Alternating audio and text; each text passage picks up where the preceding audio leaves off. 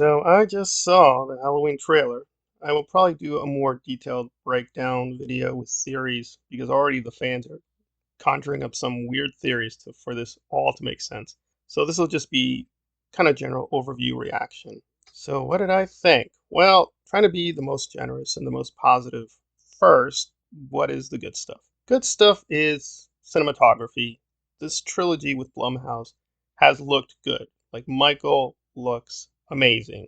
So they've done pretty good job with Michael, the costume, and I would even say the Michaels they've used pretty strong. They really do give off like the classical vibe. That's really strong. Music, very strong. John Carpenter does the music. He never disappoints in that area. I would quibble with one or two musical choices, but for the most part, yeah, the music makes sense. It's very well done. Okay, that's all good. The callbacks make a lot of sense. They at least are appropriate and they're pretty fun. And I would say with each film so far, you've always had one, two, even three maybe great scenes, and some sequences are very terrifying and are very moody and atmospheric. So I expect that's going to be the same here.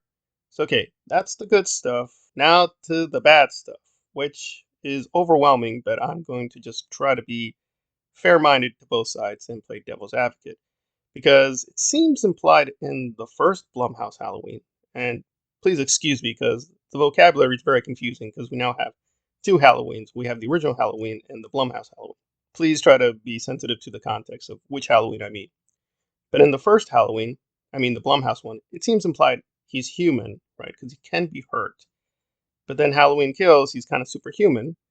And in this one, oh, we see he's getting hurt again because Jamie puts a knife into his hand, and you're like, is this real? Is this real again? Like, is Laurie human and is Michael human? I don't know.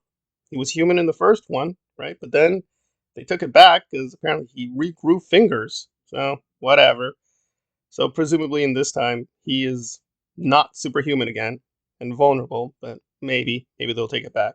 And as far as the main thing of, oh, Jamie's finally fighting back all the way. Yeah, we've seen this before. Halloween H2O. I've seen that movie. And by the way, that sequence where Laurie does fight back, that's great. I like that sequence. And I wish that sequence was a lot longer in H2O. That's one of the best parts of that movie. But we've seen this before. We've seen Laurie get the strength to fight back Michael. Very, very well done in H2O. So we've been here before. So in terms of, hey, Laurie finally fights back all the way. Yeah, we've seen that. Not very impressed. Also, I gotta be honest, I don't hate Jamie Lee Curtis. I have no issue with rehiring her or even using an older actress. But just in terms of the story, this is pretty ridiculous. She's just too old. And to be fair, Michael is also old. They're saying Michael aged naturally. You're like, well, what's the point? This is ridiculous. Like, people at their age cannot move like this. They can't fight like this. They don't have this amount of power and strength. But one of the few good things about Halloween Kills, because people were mad at the same, I can't believe they sidelined her. I can't believe she didn't do anything. She did a lot in that film, but her being hurt and vulnerable made a lot of sense and was one of the few good things. But once again, we're in Mighty Mouse territory where both of them just sprang back up and like, okay, we're ready to fight. But I think there's going to be a time jump, so at least presumably just recovered and they're ready to fight one another again. But it's like, do they have any real limitations? It seems like, okay, they're going to get hurt, but they just need a little time to recover and they're back into the fight.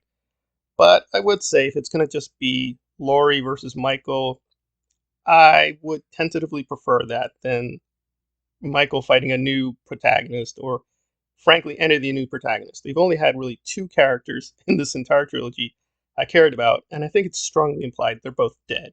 So the acting is actually fairly decent with these new actors, but I don't care. I really care for almost none of the new characters. I don't care what Michael does to them. I don't care. I don't care. I don't care. And I frankly don't care that much about this Michael because he just moves around and kills. At least the first one, they gave you something. Like, okay, Michael's on a kind of quest, and Loomis was very important. So it's like, okay, it's not a lot, but we have something. And then they did the ridiculous retcon where they're brother and sister. I didn't like that, but it's like, all right, fine. That's that story. And I think they closed it out pretty well with Halloween 4, where the curse is passed on to Jamie, the female child character. Okay, well, that's interesting, but of course, they had to keep going. And I actually like the Thorn trilogy. and that gave Michael a very specific purpose. But really, after that, it's just okay. He shows up, he destroys, he kills. Why? Some fans speculate it's the mask. The mask is doing something. It's like, okay, maybe, but really, why is he doing these things? Don't know anymore. He just wants to show up in Haddonfield. But why Haddonfield? I have no clue. He just wants to show up. So it's just very, very weak all around. I guess you can just enjoy it in terms of making these big leaps with the director and the writers, but after a while, I'm just getting tired. I mean, there's a few good scenes in every movie so far. That's fine. I expect it'll be the same thing. But I do think it's kind of weak that we're going to just sit through 2 hours. We're going to get, what, 10 minutes of good stuff. And then the rest is like, we're just going to pad it out with the new characters, making jokes with the old characters and more jokes. Oh, fake out death and other tricks. And we'll do, all right. Well, it looks good, it sounds good, but really the real story, it could have been done all in one movie. They could have done this entire trilogy in just one strong movie, but they keep stretching it out for profits. And it's like, okay, fine, but we've done all this before. You just remix the old sequels and just pass it off as new. It looks okay, but it's nothing extraordinary.